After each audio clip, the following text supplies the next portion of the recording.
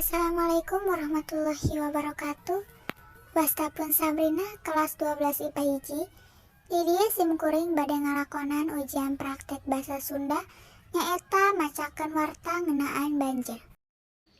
Assalamualaikum warahmatullahi wabarakatuh. Pirujeng patepang di sareng simkuring Sabrina dina berita anu bade baris dipika pandangkeun ayeuna nyaeta musibah banjir di wewengkon Bandung sareng Garut. Usum hujan di tahun ayeuna emang kaitung ageng pisan. Di sababaraha kota, khususna di Jawa Barat oge, seueur musibah banjir sareng longsor. Ti mimiti wahangan Citarum nugi ka Ciliwung Bogor oge kakenaan banjir ku imbas curah cihujan anu ageng di tahun ayeuna. Banjir ngalanda wewengkon Kabupaten Garut ayeuna mulai ngaagengan.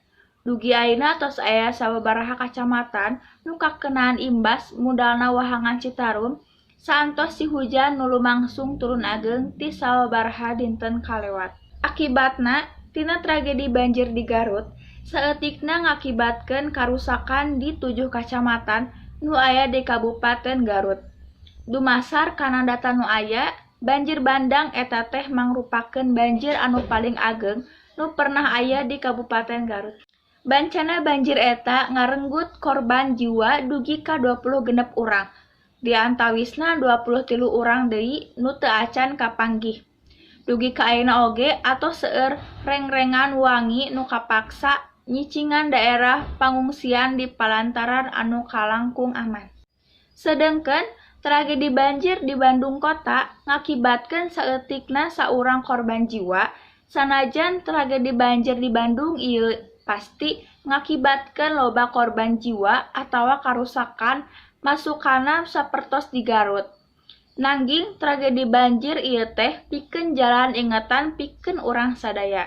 Supados leuwih merhatikeun kana kabersihan sapertos ulah micen sampah papaduan ka cai sabab kajadian musibah di Garut sareng di Bandung teh lin saukur hadir ujug-ujug.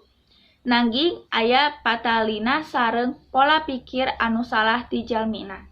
Pola anu salah ieu teh anu ngakibatkeun tragedi alam, sapertos micen sampah papaduan ka wahangan, kamalir atanapi ka salokan. Nuaran tatangkalan ti leuweung sareng seueur deui anu sanesna. Cekap sakitu wae berita singket ti simkuring anu tiasa didugikeun. Hapunten bilih aya kalepatan sareng kahilapan tina cariosan ti simkuring. Hatur nuhun. Wassalamualaikum warahmatullahi wabarakatuh.